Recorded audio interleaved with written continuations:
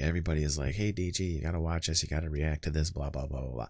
So I'm like, okay, well, Community wants me to, so let's do it. That's what we do. Let's do it.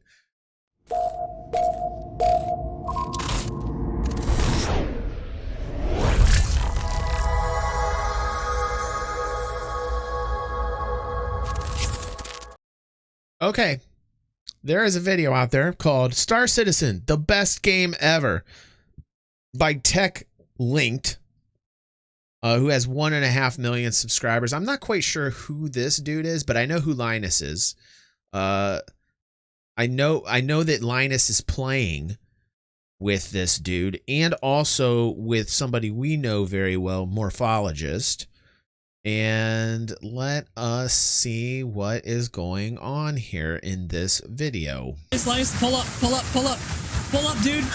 Pull up, we're gonna die. This is the end. This was your intention all along.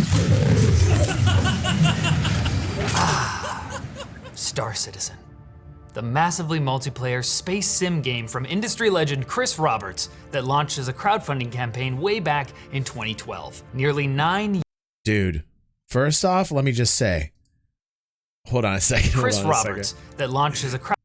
I respect that porn stash. He's bringing the porn stash back. Let me just say that. I respect that he's trying to bring the porn stash back. Crowdfunding campaign way back in 2012. Nearly 9 years and $350 million later, Star Citizen still has not been released. Sure, there's a playable alpha that. Okay. Is this video gonna trigger me? Is that what the whole purpose of this is? Is that why people wanted me to watch this? Because I already felt like a little trigger there. How much does this guy know about Star Citizen? Has he been playing this for a while? Has he just been introduced to this? Like, I'm not quite sure what I'm getting myself into. Okay, all right. Because like when people say the game's never been released, like I'm just I'm already like, dude, I've heard this video 1,005 times already. You know what I mean? That now has over 100 beautifully detailed ships, a solar system with massive, fully explorable planets and moons, and sci-fi cities with top-tier public transit. Whoa! But it's still an alpha.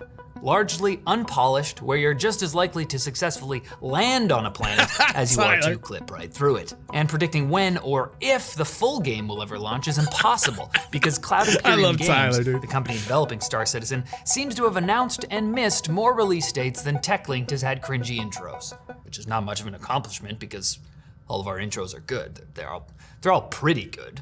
But here's the thing I've discovered about Star Citizen after months of research.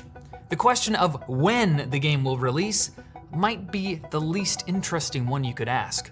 Because as hilariously disappointing as it is that CIG thought they could have the game out by November 2014, if things...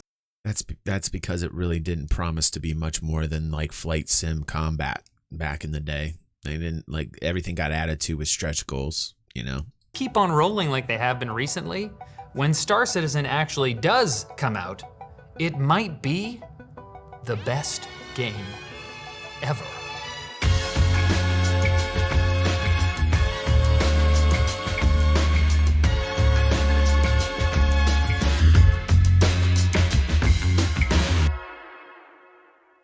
Even when we hit a full release, we're going to keep improving things, keep adding things. It has all been built on such a foundation of lies that why would I believe the new roadmap or whatever, right? You know what I mean? Welcome to a new series on TechLinked we're calling TechLonger, where we take it. Is that what Beat looks like? I know Beat. Hold on a second. I've never seen Beat before. Let me go back here. Is that Beat Wagon? I know Beat. Right? You know what I mean? Welcome to a new series on TechLinked. It's finally good to put a face to it. Where we take a deep dive into the tech and gaming stories that get us thinking. And loving. And hating. Because if you've heard of Star Citizen before, you're probably one of 3 types of people. You're either 1, a Star Citizen hater. Someone who not only thinks the game is going to fail, but that it deserves to fail if there's any. A lot of people in this category have invested a lot of money. And let me retract that statement or redact that statement. They have pledged a lot of money and have not gotten it back, or have gotten it back, or put a bad taste in their mouth because they put more money in than they could really afford. And there is a large group of people like that out there. A lot of people that are very upset with it. obviously put a lot of money into it at the very get-go, and either got the refund or didn't get the refund, and they spent more than they actually had. They didn't use their discretionary income. That's a lot of these types of people. That's a lot of these types of people, which, you know what? Hey, I understand why that's out there. Any justice in this cruel, cruel world. You might be a Star Citizen lover. Like, yeah, CIG has made mistakes, but if they succeed, well, we got the best game ever. And there's a lot of these people that are like the white knights that think nothing, that they hold no accountability to the actual business actions and game development setbacks. There's so many people, like there's so many naysayers and there's so many white knights, and like I really hate using those terms, but there really are. And Star Citizen is so polarized, and it's so hard to find somebody who has some rationality, who is grounded, who will point a finger when fingers need pointed, and who also like congratulates when congratulations need to be put out there. It is so hard to find Star Citizen creators that are kind of trying to do the best they can at pointing out like, hey, great, 2020 had like one of the best, or 2019 had, when we saw the P&Ls.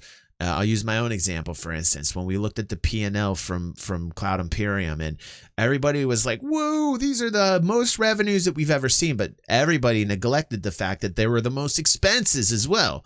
So like, you know, there's a lot of people that need to be put on blast for not looking at that as well. Like they're looking at all the revenues, but they're not looking at the expenses as well. So there needs to be like calm, cool, collected voices that understand game development, that are both making Cloud Imperium and the members and Cloud Imperium accountable, but at the same time, acknowledging, you know, the steps forward that the whole project has taken at the same time. And there's usually one or the other. There's usually this or there's usually that. And that's one of the things is really like, as being a content creator who has done this for 5 years, I've seen people slide all the way to this and I've seen people slide all the way to the other, but I've very rarely seen people talk, you know, about both sides and try to come up with their like rational based kind of opinion in the moment that we're in, you know? Well, we got the best game ever on our hands, and surely that's worth a few $1,000s and potentially decades of patience. Thanks, Triple. Or 3, you might be, like me, someone who remembers Star Citizen as, Oh, that was that Kickstarter that sold video game ships for hundreds of dollars, right? Did that ever come out? I heard it was a scam. Ma, are you buying a ship? Ma, no! Ma, don't buy a ship, come on! Now if you're none of those 3 things, that's fine. I'm not trying to put you in a box. I only ask that you don't try to put this game in a box either. You see, the one thing that the haters and superfans can agree on is that there is no other game like Star Citizen. And that's true not only because of its uniquely convoluted and controversial history, but also because of the sheer scale of its ambition. Chris Roberts' vision for Star Citizen was initially to build the best damn space Welcome to the fam, Shameful. sim ever. But as he told Gamers Nexus back in 2016, as fans continued to back the project and CIG grew, Roberts' vision expanded. Instead of using existing tech, CIG would build new, fundamental systems from scratch. Planets, ships, and other objects would be made of components that interact with each other and the game world in a physically consistent way, creating a super high fidelity simulation of reality itself. Star Citizen wouldn't just be the best space sim, it would be the best everything sim. Okay, Chris, you're telling me you're trying to build the Matrix. Yes. I asked CIG's director of community, Tyler Witkin, to define this game as CIG sees it. The official answer I got back I like it was, so far. Star Citizen is the most ambitious, immersive, uncompromising universe sim ever. It is our attempt at a living universe that will ultimately become the metaverse for tens, if not hundreds of millions of people around the world. We want people to be able to escape into the verse and never have to come out except for the essentials.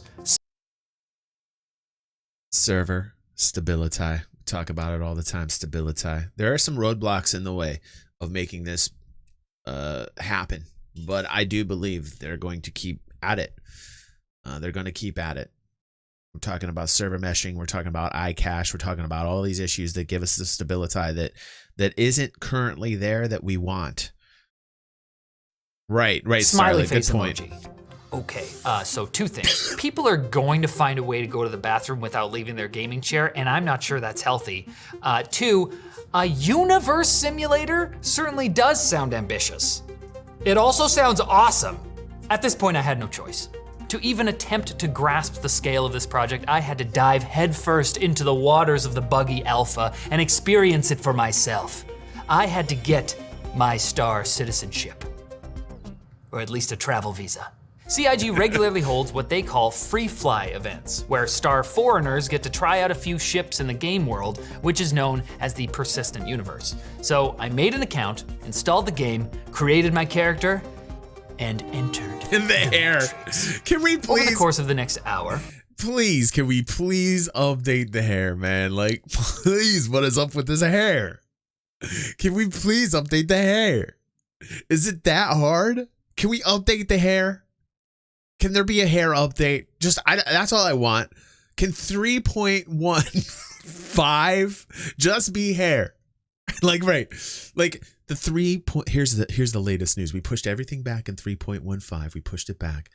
Now 3.15 is called the hair update. We called 3.14 the pie patch that ended up turning into the crust patch.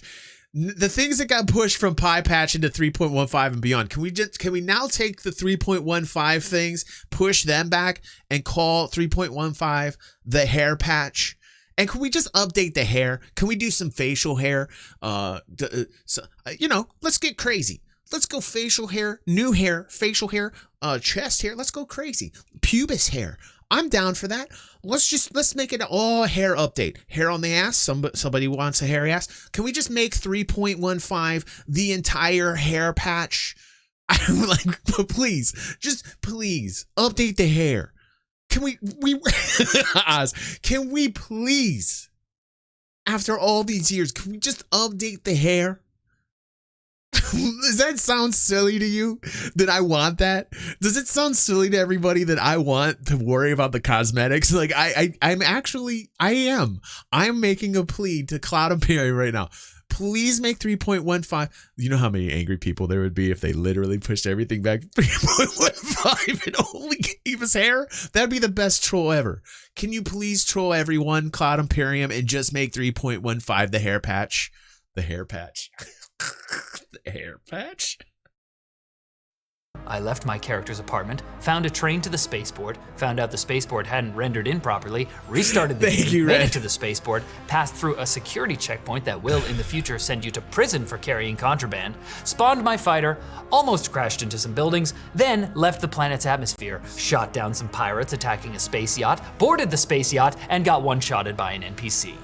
However, I wasn't even mad enough to blame it on the lag, because the scale and complexity on display here really hit me. Is that? The city that I had just left had felt massive. You know, this is crazy, but like, he's on my fighter, almost crashed into some. He's got a really bad green screen. I thought that was my own green screen for a second, but that's actually on his. Wow. He needs to work on his lighting, for goodness sake. This guy's got 1.5. How many subscribers does he have? Wait a second.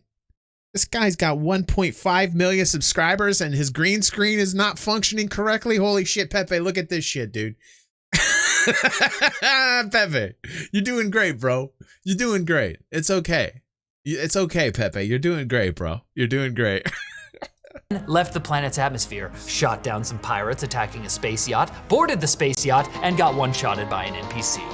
However, what's up, Bart? I wasn't even mad enough to blame it on the lag, because the scale and complexity on display here really hit me.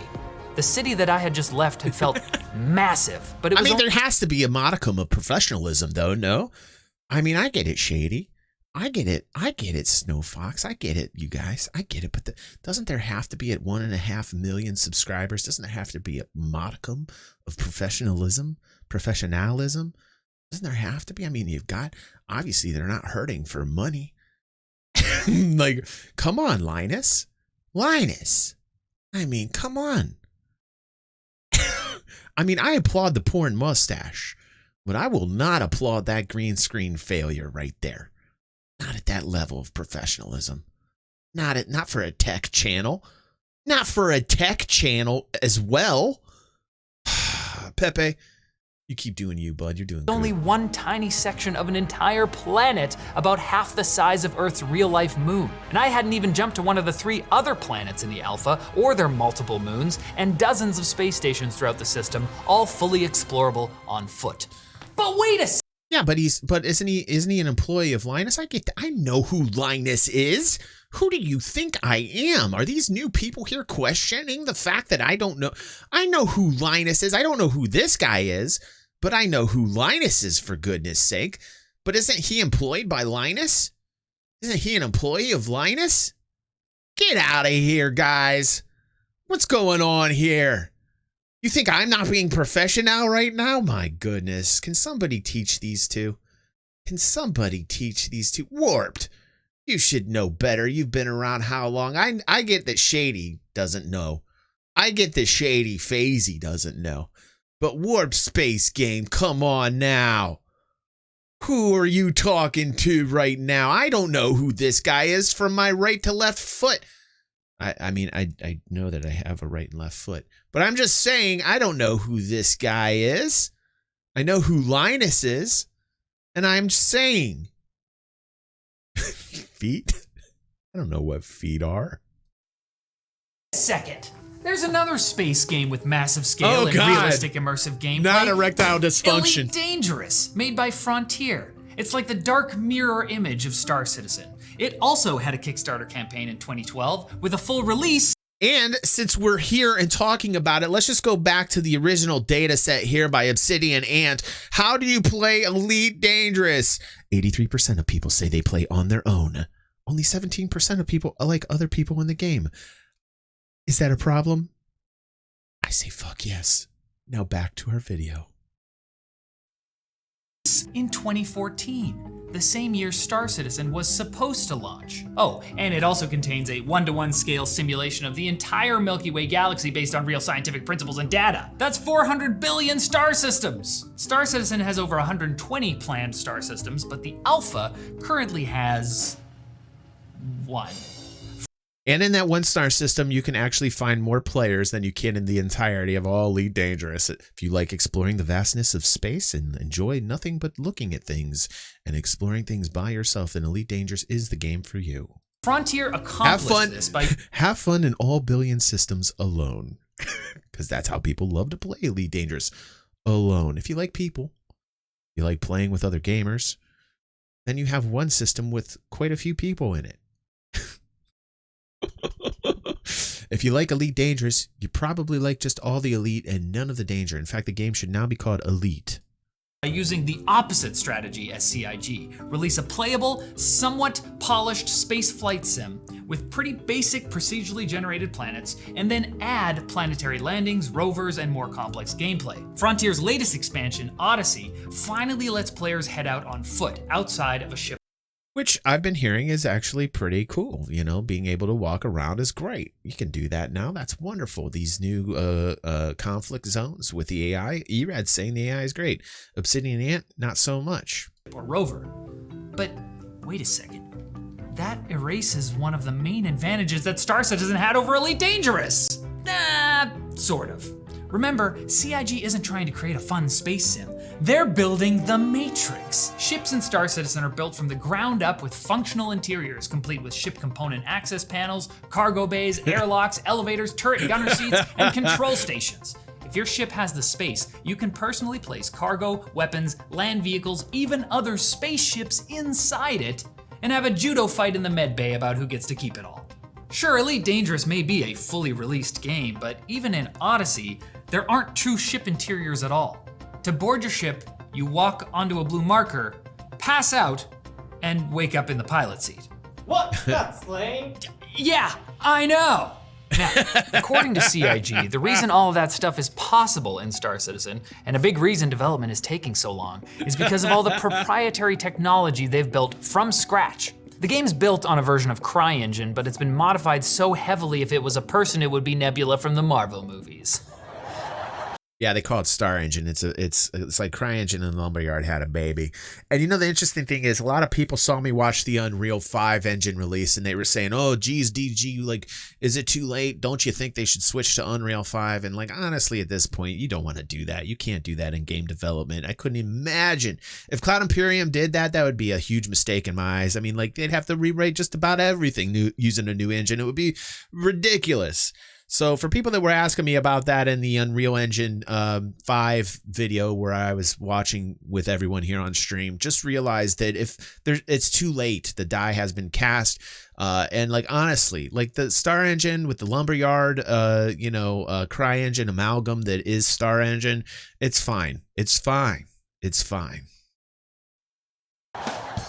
Chris Roberts thought he could accomplish a very narrow goal. But once the stretch goals were met, they very quickly realized that the stuff that they wanted to do actually required technology that didn't exist and would require incredible time and investment to get done. There's some really good coverage from Gamers Nexus and Digital Foundry that gets super technical on this, but here's just some of the custom tech CIG told me that they're working on.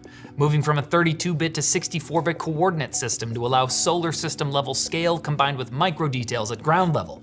Planet building that combines procedural generation with manual artistry and custom particle-based weather.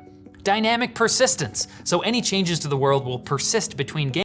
Fucking love this, man. Fucking love this. Game sessions, meaning you could hide a gun under a rock, quantum jump to another planet, log out, and the gun would still be there if you came back to get it later. They even built a face over IP system that lets you use a webcam to control your player's facial expressions. Did I tell you to get up? And oh, shout out to Kurgo in space, man. We watched that a couple of weeks ago. That was ridiculous.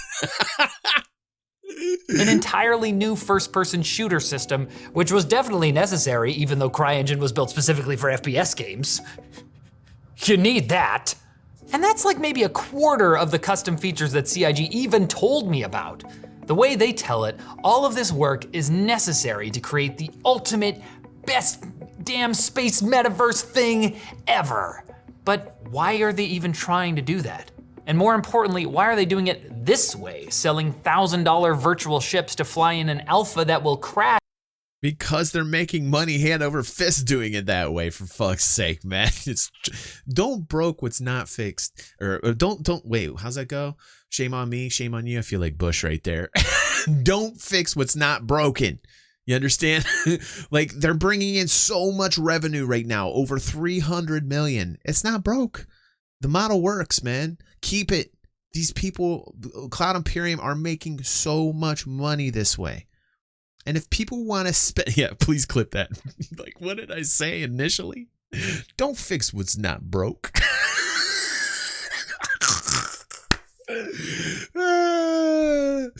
Listen to me. You got to listen to me. See, I totally feel like Bush.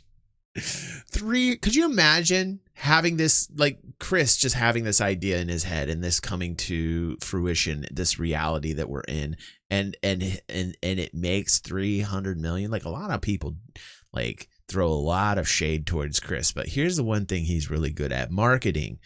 Coming up with these ideas, putting teams together. Sometimes they might not be managed correctly. We talk about that shit like daily. But like, the dude can bring in money and sell a concept for real. A lot of people are concerned that it's only concept. But the people that are concerned that it's only concept and the concept might not become a reality, you know, there are people having fun playing the game in alpha now as it is. And that's why they continue to pledge the money. And these people are adults for the most part. And if they've got the money to pledge, then what is the fucking problem? If you look at it the wrong way, instead of shipping something What's basic up, Jamma? but polished, Jamma and actually adding to made it me aware later. of this video. Everyone I asked this question had slightly different answers, but to me, it seems like it all comes back to Chris Roberts. I didn't want to focus on Roberts in this video, and I still don't. There's no But whiskey in the coffee, I can't avoid bringing as I him swear. up now because so much of what makes Star Citizen, whatever Star Citizen is, comes from him. mean, there's already been so much published about the man. He's the visionary behind Wing Commander, Starlancer, and Freelancer. He's the game studio executive running the most crowd-funded project of all time. He's the filmmaker who produced a few okay movies with money from an investment fund that exploited a German tax loophole before the government closed it in 2006. Roberts may not be a Hollywood prodigy, but he is a visionary. He can make you believe in his ambitious ideas, and he'll fight to see them through. A skill that helped him lead developers to create new game engines for multiple titles in order to make the experience Roberts wanted. And the subject of his vision has, for most of his career, centered around a single type of game: space-based flight combat sims. He made a bunch, and they were all pretty great. Clearly crafted by a man who loves the idea of pilots crossing the galaxy, fighting alien empires, and hauling cargo. But Robert's vision was limited by two things: the graphics power of hardware in the 90s, and studio investors making unreasonable demands like stick to a budget and release the game at some point. Unbelievable. Well, graphics technology advanced and crowdfunding got popular, enabling Roberts to leave the film industry and raise over $6 million from the initial Kickstarter campaign for Star Citizen and its single-player story mode, Squadron 42. But turns out, to everyone's surprise, good vibes alone won't build a universe simulator. Star Citizen missed virtually every launch date CIG set, while the studio continued to crowdfund, designing and selling new virtual ships for tens and hundreds and thousands of dollars. Man, I used to have this gripe, man. This is a gripe that kind of went away because I realized this is their revenue stream. This is how they pay their employees, man. You know, I think it was 2017. I did a video about it was a rant video about like ship after ship sale after ship sale after ship sale after ship sale. I remember at times it still gets to me. You know what I'm saying? But if they didn't have this, there would be no way for them to support themselves as a business. This is their revenue stream. Don't be fooled by other content creators that are telling you, hey, what about their subscriber revenue? Like, what about that subscriber revenue? That's a lot of money. No, it's not. Booch and I already went over financials. We actually did a wonderful podcast last season on the DG360 Podcast where I got with Booch and we talked about the financials quite deeply. And we looked at the subscription revenue money. We broke it down. They don't make a lot of money off subscription money. They really don't. What they make money off of is the ships. Meanwhile, it was expanding, hiring hundreds of developers, opening new studios, and paying A-list celebrities to do full motion capture for the Squadron 42 campaign. CIG did release the PvP Arena Commander and Star Marine modules, as well as slowly build out the PU Alpha over the next few years. Backers were finally getting a little taste of the game they had supported, but it was all happening at a snail's pace compared to the original timeline CIG had set. And as it tends to do, cynicism started to set in around 2015, when gaming sites like Kotaku, Polygon, and The Escapist wrote hit pieces. Kotaku, man. Kotaku, man. Kotaku's got a target painted on Cloud Imperium so big, man, there's no way to avoid it. They just like every piece is like a smash piece for them clicks, man. It's so clickbaity. Kotaku's so terrible with Star Citizen coverage. It is like one of the worst like sources to go to for anything related to Star Citizen at all. Roberts weathered attacks over his dictatorial leadership style, his inefficient use of funds, and even nepotism concerning his wife's position as VP of marketing from a growing faction of heretics who didn't just want their money refunded. They wanted Star Citizen to fall, like the Vanduul seek the destruction of the Empire. They're the aliens in the game, it's bad guys. See, some of Roberts' greatest successes in game development had come from projects where he pushed gaming technology forward. Now, gaming PCs had the horsepower to enable a realistic, high-fidelity space sim. So with a massive vision and no external pressures from parent companies or publishers, why wouldn't you shoot for the moon? Pun intended, even if it takes you a little longer. One Star skeptic I talked to, a YouTuber who goes by BinkyATX, aka Bucha, says that in 2015, he pulled the more than $10,000 that he had invested in the game. He'd had relationships with Roberts and CIG staff in the early days, and he didn't like the direction things were heading. I have a wonderful interview on the channel from like a couple years ago where I talked to Bucha personally. If you guys are new to DG360, I mean, he gets a bad name from a lot of the people in the Star Citizen community, but he seems like a real stand-up dude. He's always very nice to me when I talk to him. He's just realistic about certain aspects of finance. And what he did, he's a venture capitalist. We call him VCs. And when they first started, they went out for private money. It's what Cloud Imperium did. It's what a lot of businesses do when they first start up. They look for private investment. And so they got people like Bucha and a few others to invest. And Bucha put in money and he was tied to that investment. And so like, obviously he has a lot more to lose. Obviously he's more concerned about the time frame. I talk about this with him extensively. He even admits to me, he says, yeah, DG, of course. Like I'm a venture capitalist and I put my own money in, and the date at the time of when he invested, they told him was going to be 2014, 2015, and it didn't happen. And of course, when you're a venture capitalist and you have that money directly invested into it and it doesn't pan out, then you're going to be upset. It's as simple as that. I mean, his argument is a valid argument. As a venture capitalist, if I put money in and I was promised that something would be delivered that my investment would start making money on, and it didn't make money on when it was supposed to make money on it, then obviously I would be upset. And Bucha will tell you the same thing. And that's all that it is. It's really simplistically that. And that's why he follows it so much. And that's why he criticizes it the way that he does. Because he's looking at it from somebody who's a venture capitalist who had an investment in it. And it's completely rational. It's completely rational to be that way. It's okay to be that way. So like when a lot of people get on Bucha for that and say, oh, Bucha's just poo-pooing it, you know, I can understand that. But I also understand his view. I also understand his viewpoint. He was much more serious in terms of worrying about the money that he had put in initially with it, you know. He did eventually get that money back. In his mind, and the minds of many others, Star Citizen was becoming less of a game in development and more of a money-raising machine. Yeah, like I'm not quite sure what happened on the personal attacks with Sandy. I'm not quite sure if Bucha had anything to do with that, so I'm not going to really comment on that. I will say this. There is it's like a two-sided coin with Sandy. Like Sandy does not deserve, nor does anybody else deserve personal attacks on them for being involved in this project the way that they are. Some of the skeptics that were worried about Sandy being the head of marketing and not knowing anything about marketing, I mean, those are valid concerns. You can be constructive in your criticism with that though, and to make things personal is not cool with me. So, but like in terms of like Sandy being the right person to be the head of marketing, when really, what's her marketing background, right? So, I mean, there is some rationality to that piece of constructive criticism, right? But like to go personal on it's a step too far. And I think for the most part, she stepped into this not understanding how passionate people are one way or the other, or how polarizing this is.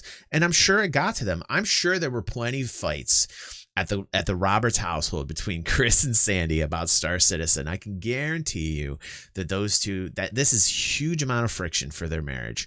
I can guarantee you they argue about this often. And you know what? I think the healthiest thing that happened was Sandy just stepped away. I think that was needed.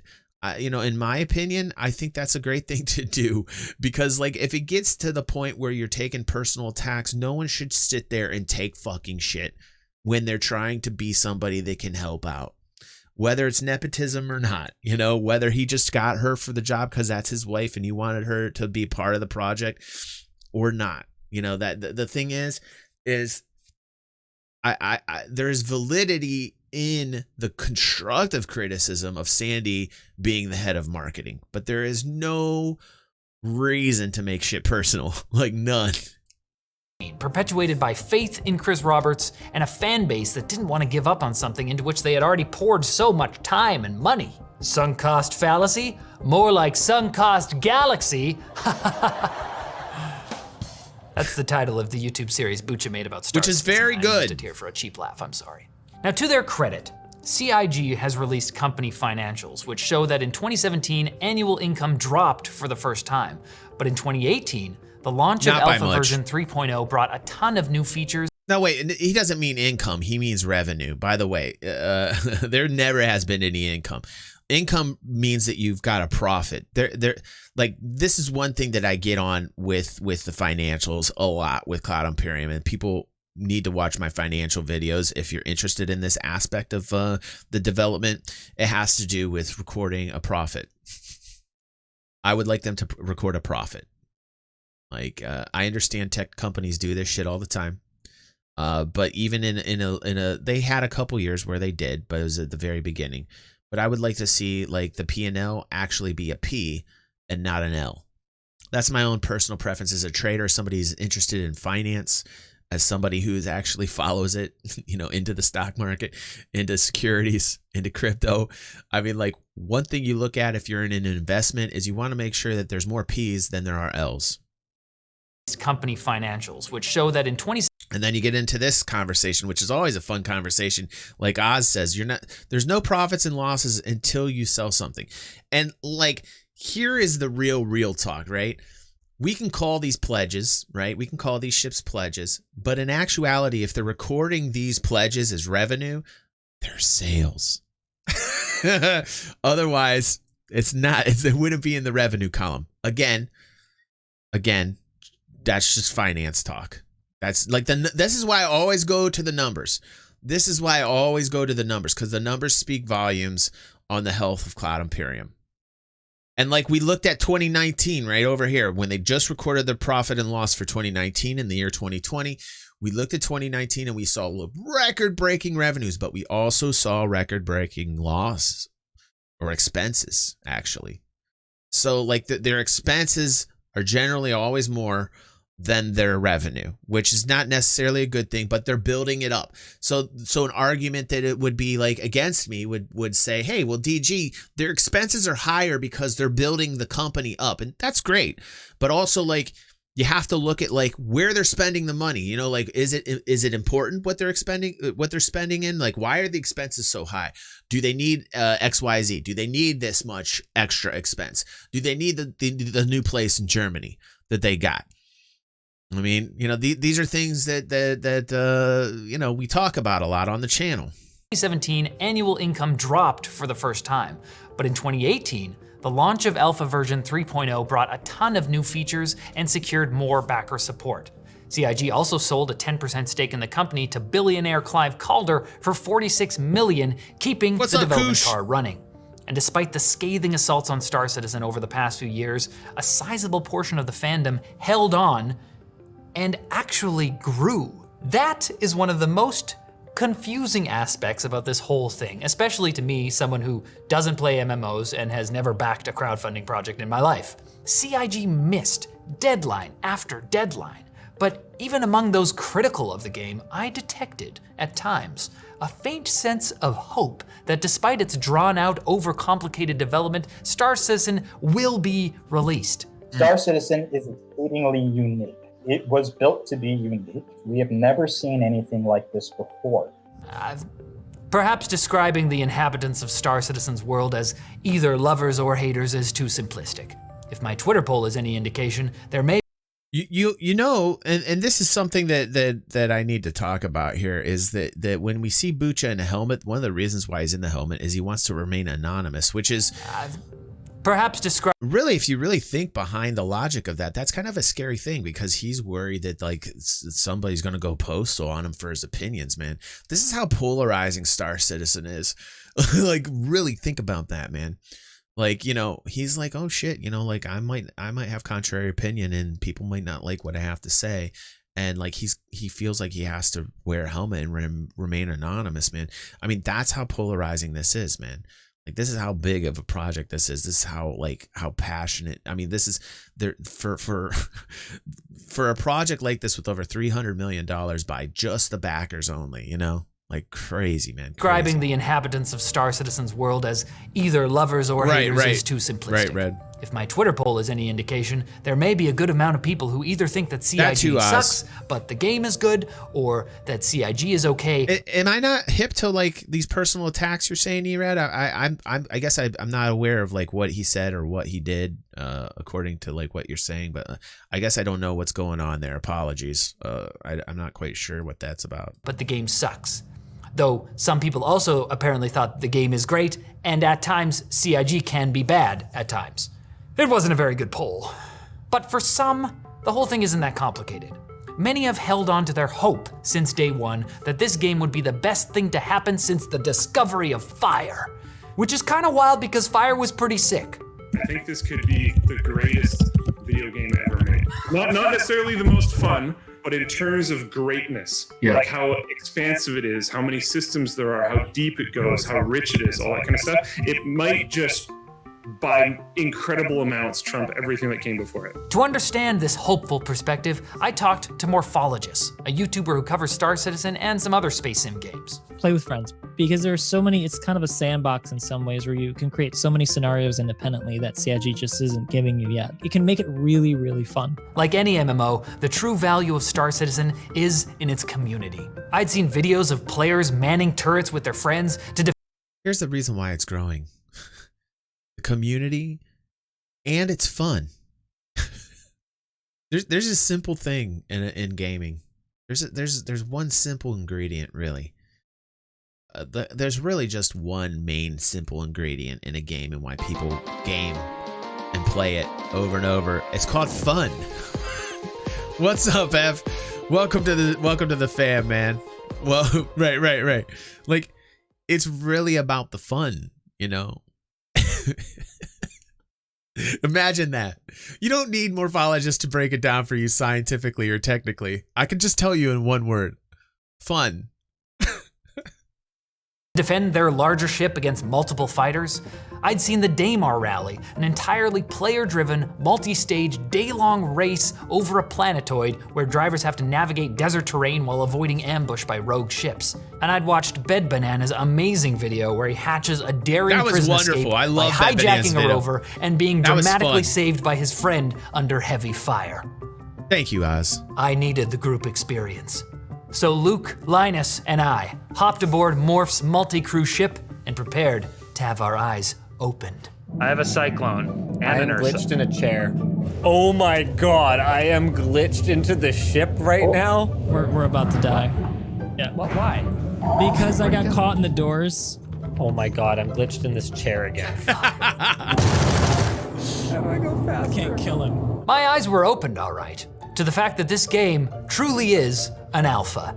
After trying to meet up in-game for more than an hour, a feat that was made even more difficult by Linus repeatedly killing himself for giggles, I made the mistake of logging out in the bed of my ship. That apparently triggers a bug that prevents you from logging back in until you've reset your character, which involves making a request to CIG and then waiting at least 15 minutes.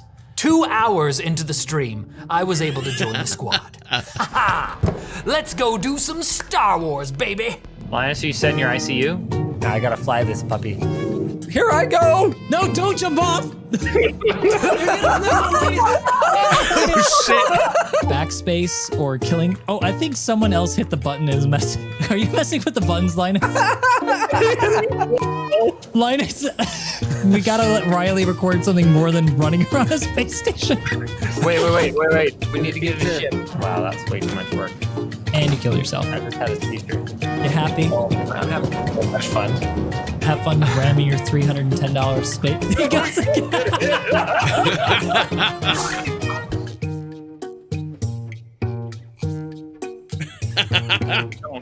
Just please, Linus, no. Now Linus is flying. No, Linus. Left alt backspace! On second thought, bringing Linus along was a mistake. I thought he would have some interest in earnestly checking out the game since he and Luke actually had started a Linus Tech Tips organization in Star Citizen and had promised to pledge $1 per member, which was 3,061 at the time of writing. But Linus, he's more troll now than man. But despite Linus's best efforts, we got to experience some epic moments that could only happen at this level of immersion in Star Citizen. Driving a rover into the cargo bay of Morph's ships and taking an elevator up to the bridge. Leaving a space station to discover we were being attacked by an Idris-class frigate with other players in the server coming to our aid. Being forced to shoot Linus when he got a hold of a gun, having him press charges against me for his murder, thus giving me criminal status, and then dying and waking up in prison. Just like how that happens in real life. No, he's in prison. Oh my gosh. While I was doing time in the Linus slammer, press I got to charges. thinking about everything I had learned about Star Citizen and what a video game even is. Star Citizen, it is game development as a service. The software is in very early alpha, but the product itself is a full release. It's not so much about the game as it is about being a part of something great. For hardcore Star Citizen fans, the game isn't the literal software you run on your PC. It's the metagame of being involved in development. Because Star Citizen isn't technically released, the game's true fans think of themselves as being a part of the development process, not consumers of a product. There are YouTube channels with hundreds of thousands of subscribers who make weekly update videos about nerfs, buffs, game mechanics, and features, who talk excitedly about underlying server technology. For their part, CIG makes a lot of this information available through super in-depth developer interviews on their own YouTube channel. And there's a progress tracker charting what's being worked on at any one time. As long as they continue with that transparency, the true believers could keep on believing indefinitely. But will the rest of us? Should we believe this game will come out? Because that's really what it comes down to at this point. Belief. I mean, Squadron 42's latest window to release the beta was Q3 2020, and when that came and went, Chris Roberts released a statement saying the game will be done when it's done and will not be released by a certain date just to make you happy, James! You remember that? Chris Roberts is like, fuck everyone, man. I'm gonna do what I'm gonna do. Deal with it. I remember that, man. That was great. James isn't here. Andy! Now this attitude can be seen as an uncompromising commitment to one's vision, and it is that, but it can also be seen as disdain for deadlines and honestly a sort of disrespect for the people who backed this project, thinking they would have something more than an alpha 9 years in. Yeah, I mean, like, this is why it's the best thing ever to follow, man. It is so, like, it literally is like a soap opera. It is drama packed, man, because of all the different, like, preconceived notions. When you get into, like, seeing comments like that or statements or announcements like that from the guy who's making the game, of course there's going to be people that are going to, like, you know, be like, yeah, of course. And then there's going to be other people that are like, oh my God, fuck this guy, right? There's going to be that, right? It's always gonna be that way, man. Like I like, to me, like, I just watch all this shit and I just laugh. IG still needs, after 8, nearly 9 years of development, it still needs its backers. Is that right? And it brings up the question, how long can a crowdfunded project ride on its backers' goodwill? That's a good question. We don't know. Right? We're seeing that experiment play out right here now, in real time. This is another. Ooh, that's that's an interesting pause right there.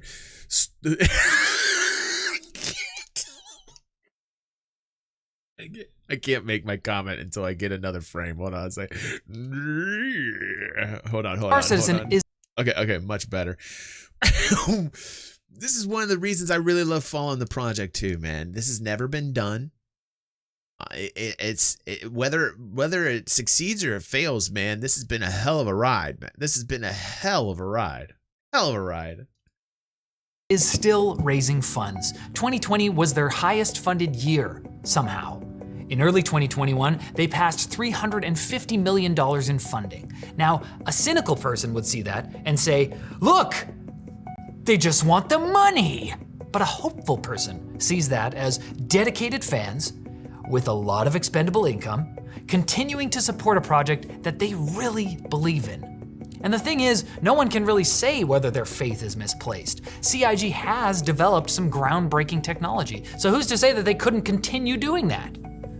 The only people who could say are the people making the game. But what about the people who've been burned along the way?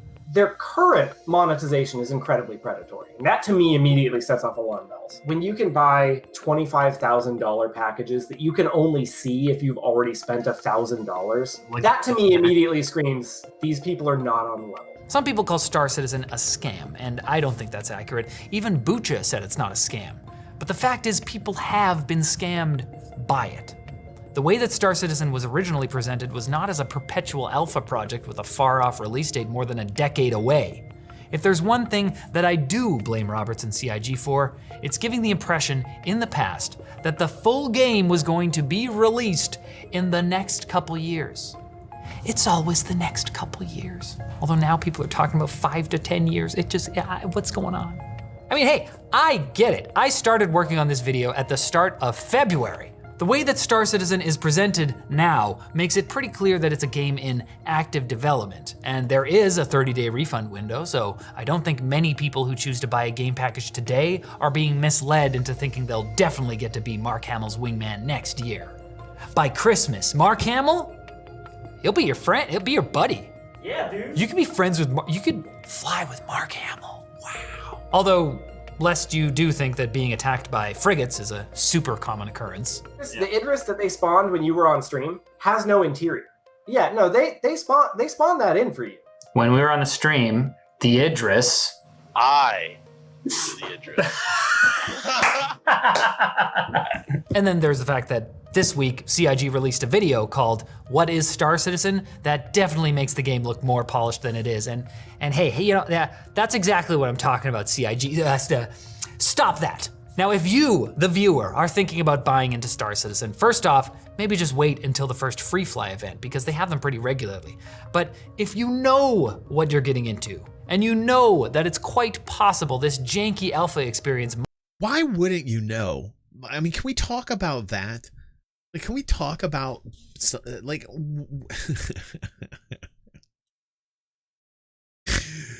don't you want to know what your money's being used for? Like, how can you be completely oblivious or ignorant and do this and not know everything? I mean, I can't imagine people out there like that. There must be a lot of stupid fucking people out there. Like, if I'm spending my money or putting my money in anything, it's kind of like, before I do that, I want to know what it is that I'm spending it on. I mean, is that gone? Is that not part of like that's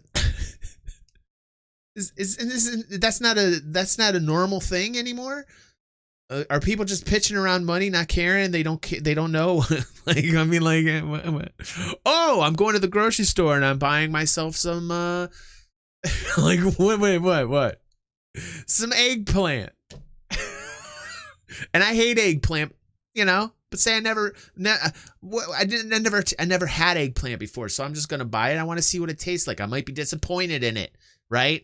I buy the eggplant and I use my money because I'm curious about what it is. I taste the eggplant. I'm like, oh shit, I don't like the eggplant. It tastes too much like egg. Who likes fucking eggplant anyway? Okay, maybe an eggplant parmesan or something.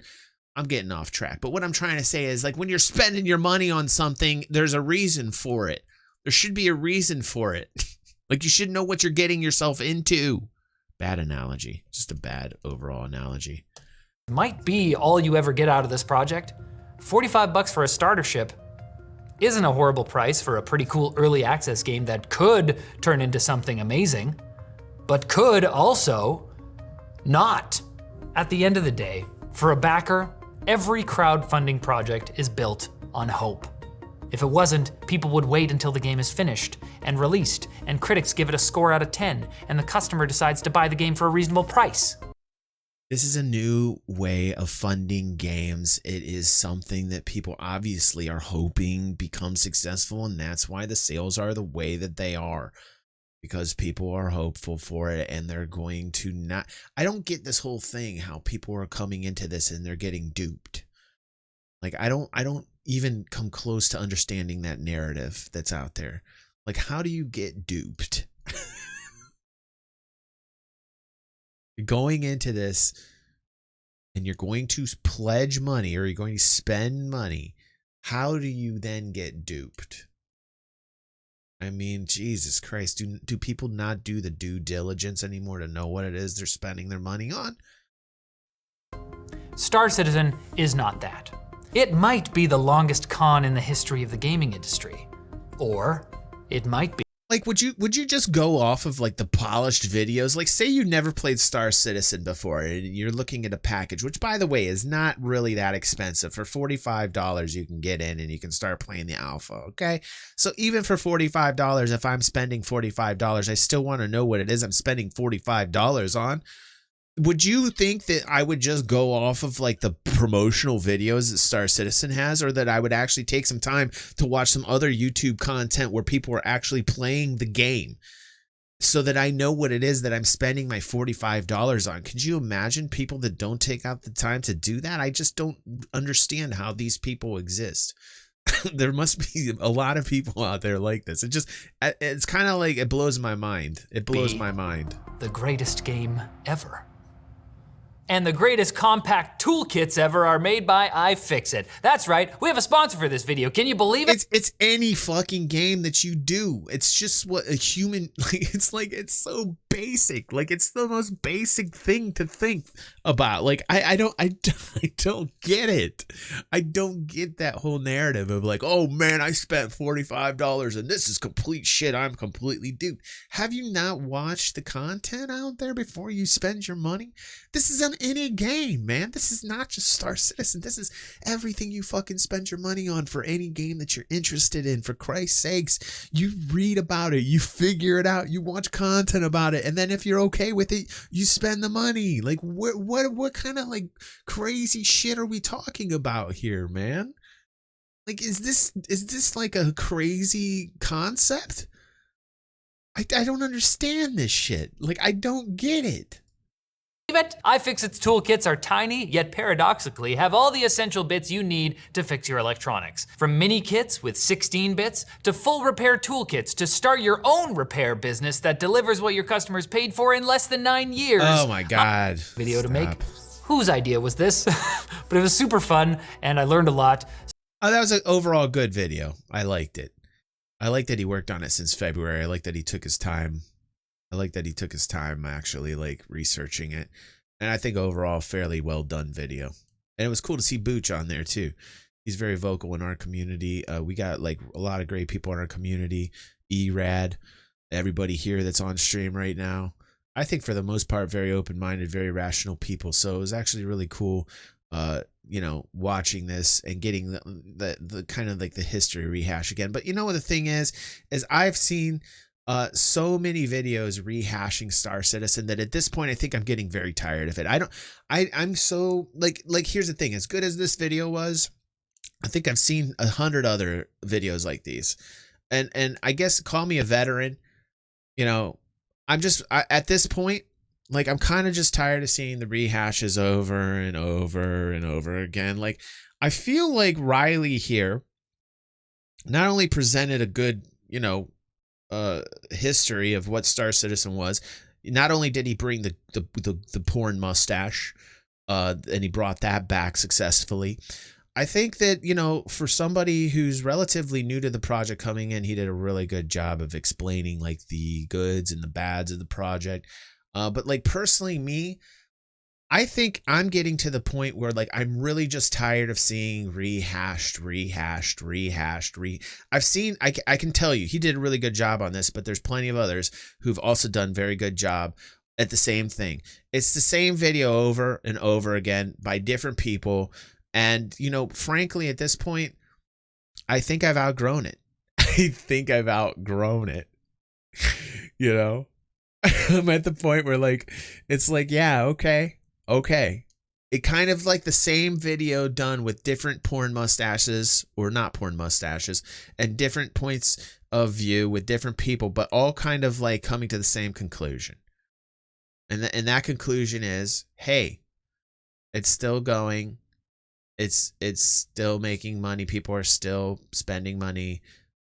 Here's all the goods. Here's all the bads. And like, I'm at the point where I'm just like, man, like, I'm just tired. Am I the only one?